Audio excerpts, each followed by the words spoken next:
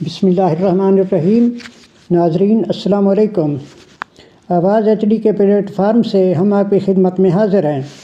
آج کی سب سے پہلی اور اہم خبر یہ ہے کہ الیکشن کمیشن نے پشاور ہائی کورٹ کے فیصلے کو چیلنج کر دیا ہے کہ جو پی ٹی آئی کا انتخابی نشان اور انٹرا پارٹی الیکشن ہوئے تھے، پشاور ہائی کورٹ نے اس کو درست قرار دیا اور الیکشن کمیشن کے فیصلے کو کالعدم قرار دیا تھا۔ تو الیکشن کمیشن اب اس فیصلے کے خلاف اب سپریم کورٹ میں چلی گئی ہے، جو کہ پہلے سے یہ توقع کی جا رہی تھی اور یقینی طور پہ ہمارا یہی خیال تھا کہ اس فیصلے کو الیکشن کمیشن جو ہے سپریم کورٹ میں چیلنج کرے گا، کیونکہ اب الیکشن کمیشن کی وہ آزادانہ حیثیت یقینی طور پہ جو پہلے تو مشکوک تھی، لیکن اب یقین ہو گیا کہ وہ آزادانہ نہیں اور نہ یہ غیر جانبدارانہ ہے، حالانکہ اصلی طور پہ تو اس کو یہ چاہیے تھا، اس کا کام الیکشن کرانا ہے، نہ کہ عدالتوں میں کیس لے کے جانا ہے۔ جب پہلی بار ہائی کورٹ نے اس کو یہی کہا تھا کہ پی ٹی آئی کو اس کا بلے کا نشان واپس کیا جائے، تو اصولی طور پہ اس کو اس چیز پہ تیار ہو جانا چاہیے تھا اور بغیر کسی کی اعتراض کے، لیکن اس کے باوجود پی ٹی آئی دوبارہ عدالت میں گئی۔ عدالت نے کل یہی فیصلہ دیا کہ پی ٹی آئی کو اس کے بلے کا نشان واپس کیا جائے اور انٹرا پارٹی الیکشن ہے جو اس کا رزلٹ ہے وہ بھی الیکشن کمیشن کی ویب سائٹ پہ ڈالا جائے۔ لیکن ظاہر سی بات ہے کہ الیکشن کمیشن وہ غیر جانبدارانہ کردار ادا کرنے میں ناکام رہا ہے اور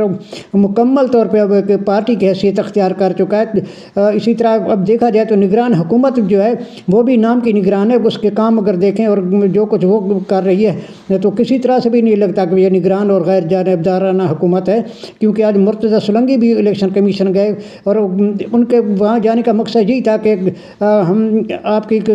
اس مکمل کارروائی میں آپ کے ساتھ ہے، جس طرح بھی آپ پی ٹی آئی کو ذلیل اور تنگ اور پریشان کرنا چاہتے ہیں، نگران حکومت پورا آپ کا ساتھ دے گی۔ حالانکہ ایک نگران حکومت غیر جانبدار ہوتی ہے اور الیکشن کمیشن کا کردار بھی غیر جانبدار ہونا ہوتا ہے، تو ان کو تو اس چیز پہ یہ سوچنا چاہیے تھا کہ جب پشاور ہائی کورٹ نے دوسری بار فیصلہ دے دیا کہ پی ٹی آئی کو اس کے بلے کا نشان واپس کیا جائے اور انٹرا پارٹی الیکشن جو ہے وہ درست قرار دیے، تو الیکشن کمیشن کا کام تو یہی تھا کہ وہ آزادانہ الیکشن کراتے اور کسی اور چکر میں نہ پڑتے۔ لیکن اب ظاہر سی بات ہے، پوری دنیا دیکھ رہی ہے، پوری عوام دیکھ رہی ہے کہ وہ کس کی خواہش اور کس کی فرمائش پہ سے یہ سارا کچھ کر رہی ہے۔ اس نے تو ایسے لگتا ہے کہ ذاتی اناد اور انا کا مسئلہ بنا لیا پی ٹی آئی کے خلاف، کیونکہ ماضی میں عمران خان بھی اس پہ عدم اعتماد کا اظہار کر چکے ہیں پورے الیکشن کمیشن پہ، لیکن اس کے باوجود بھی پی ٹی آئی اب اسی سیٹ اپ کے ساتھ الیکشن میں جانے کا ارادہ رکھتی ہے اور جانے کا پروگرام بنایا۔ لیکن پہلے عمران خان کے استعفے کا مطالبہ کرتے رہتے، لیکن وہ اپنے اس مطالبے سے پیچھے ہٹ گئے کہ یہ الیکشن کمیشن اسی کے تحت ہی ہم الیکشن میں حصہ لیتے ہیں۔ لیکن اس کے باوجود اب پوری عوام دیکھ رہی ہے کہ جس طرح الیکشن کمیشن اپنے جانبدارانہ کردار ادا کرے، بجائے اس کے وہ اس کی توجہ پوری انتخابی عمل پہ ہوتی، وہ اب عدالتوں میں پی ٹی آئی کے خلاف کیسز کر رہا ہے۔ تو اس طرح سے تو اگر الیکشن اسی کمیشن کے تحت ہوتے ہیں اور رزلٹ اگر آئے تو کون ان کے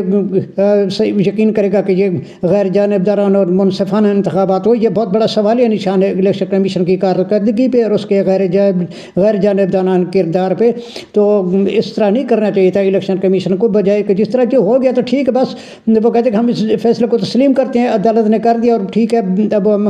پی ٹی آئی کو بلے کا نشان دیتے ہیں اور اس کے انٹرا پارٹی الیکشن ہے وہ بھی قبول کرتے ہیں اور بیرسٹر گوہر خان جو پی ٹی آئی کے چیئرمین ہیں، لیکن ایسے نہیں ہوا۔ بہرحال اب دوسری طرف ہم دیکھتے ہیں کہ جو عمران خان کے خلاف سائفر کیس کا حکم انتہائی جاری کیا گیا تھا، تو وہ بھی اب ختم کر دیا گیا ہے اور عدالت نے حکم دیا کہ گواہوں کے بیان جو ہیں دوبارہ ریکارڈ کیے جائیں، اور عمران خان نے ان کیمرہ کارروائی کو چیلنج کیا تھا، تو اب عدالت نے بھی یہی کہا کہ وہ ان کیمرہ کارروائی ہوگی، لیکن اس کے جو 14 دسمبر کا جو حکم دیا گیا تھا اس کو معطل کر دیا گیا، ختم کر دیا گیا کہ سلمان کرراجہ نے کہا کہ 14 دسمبر کے آرڈر کے بعد کی کارروائی کالعدم قرار دی جائے، اور انہوں نے کہا کہ یہ ٹرائل کورٹ نے 2 دفعہ غلط فیصلہ کیا، تو جس پر جج صاحب نے کہا کہ ہم سب سے غلطیاں ہوتی ہیں، اب کیس نئے سرے سے شروع کریں۔ اور ناظرین آپ کو یہ بھی بتاتے چلیں کہ ادھر جنرل پرویز مشرف جو اس دنیا میں نہیں ہے، ان کی سزا جو سزائے موت دی گئی تھی وہ برقرار رکھی گئی ہے، حالانکہ یہ کتنی ستم ظرفی ہے کہ جو شخص اس دنیا میں نہیں اللہ کے پاس چلا گیا اور اس نے پاکستان اور پاک فوج کے لیے کتنی عظیم خدمات انجام دی ہیں اور کتنی جنگوں میں بھی شریک رہے ہیں، ملک کا ایک بہت بڑا ناز اور بہت بڑا نام تھا آرمی چیف کا، تو اس طرح ان کی تذلیل اور ان کی توہین کسی طرح بھی یہ مناسب نہیں۔ میرا تو خیال یہ لگتا ہے کہ کچھ اور ہی پلان کے تحت یہ سارا کچھ کیا جا رہا ہے، اور تاکہ آئندہ کے لیے اور یا موجودہ کسی بھی سیاسی شخصیت کو اس چیز کا نشانہ بنانے کے لیے جو بنیاد رکھ دی گئی ہے کہ اگر ہم اس دنیا میں جو پرویز مشرف نہیں، اگر ان کی بھی سزا موت برقرار رکھ سکتے ہیں تو پھر کسی اور کے خلاف بھی کارروائی کر سکتے ہیں، لیکن اخلاقی طور پہ بھی یہ کسی طرح مناسب نہیں تھا کہ ان کی اس سزا کو برقرار رکھا جاتا۔ اب ان کا معاملہ اللہ کے وہاں ہے، اور یہ بھی سوچا جاتا کہ پاک فوج کے آرمی چیف رہے ہیں اور پاک فوج کے شہداء نے وطن کے لیے جو قربانیاں دی، ہم سب ان کو قدر کی نگاہ سے دیکھتے ہیں، ہم سب ان کو سلام پیش کرتے ہیں پاک وطن کی فوج کے شہداء کو، اور پاکستان قیامت تک اللہ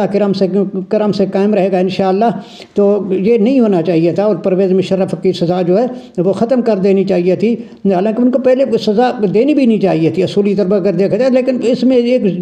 ظاہر سی بات جو نظر آ رہی ہے وہ صرف اور صرف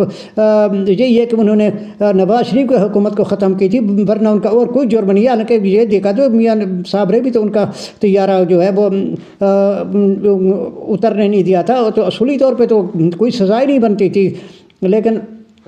اصل جو مسئلہ ہے نا، مین مدعا ہے وہ یہی ہے، ان کا قصور یہی ہے کہ انہوں نے نواز شریف کی حکومت ختم کی تھی، باقی ورنہ ان کا کوئی جرم نہیں، ان کا کوئی قصور نہیں ہے، اور ہم ان کی مغفرت کے لیے دعا گو ہیں۔ اللہ تعالیٰ جنرل پرویز مشرف کو اپنے جوار رحمت میں جگہ عطا فرمائے، اللہ تعالیٰ ان کی قبر کو جنت کا باغ بنائے، اور ان کو کروٹ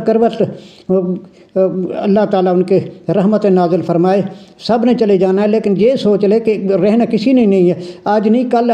ان اداروں میں تو ہمیشہ قائم رہنا ہے، لیکن جو بنیاد ڈال کر جو مثال قائم کر کے جا رہے ہیں یہ تاریخ میں لکھی جا رہی ہیں۔ بہرحال ہم یہی توقع کر رہے تھے کہ ان کی سزا جو ہے وہ اصولی طور پہ اخلاقی طور پہ ختم کر دینی چاہیے تھی، یہی معاملہ ہونا چاہیے تھا کہ وہ اللہ کے پاس چلے گئے، اب اللہ کے ہاں ان کا معاملہ ہے۔ اور دوسری طرف ہم آپ کو یہ بھی بتاتے چلیں کہ دانیال عزیز کو ان کی پارٹی نے ٹکٹ نہیں دی، جس کی وجہ سے اب دانیال عزیز نے آزادانہ طور پہ الیکشن لڑنے کا اعلان کر دیا۔ انہوں نے کہا کہ میرے جرم یہ ہے کہ میں نے پارٹی کی پالیسی پہ اختلاف کیا تھا، اور ٹی وی شو میں انہوں نے احسن اقبال کے خلاف بھی یہ بات کی تھی۔ انہوں نے کہا کہ جتنی مہنگائی اور جو کچھ بھی ہو رہا ہے پی ٹی ایم کی حکومت کے دوران، انہوں نے اس کو احسن اقبال کو اس کا ذمہ دار قرار دیا تھا، اور انہوں نے کہا کہ یہ پی ڈی ایم ہی مہنگائی کی ذمہ دار ہے اور عوام مہنگائی کی چکی میں پیش رہی ہے، تو انہوں نے اچھا خاصا پوسٹ مارٹم کر دیا تھا اس وقت بھی اسی حکومت کا، جس کی وجہ سے دانیال عزیز کو انہوں نے ٹکٹ نہیں دیا، اور اب وہ N70 سے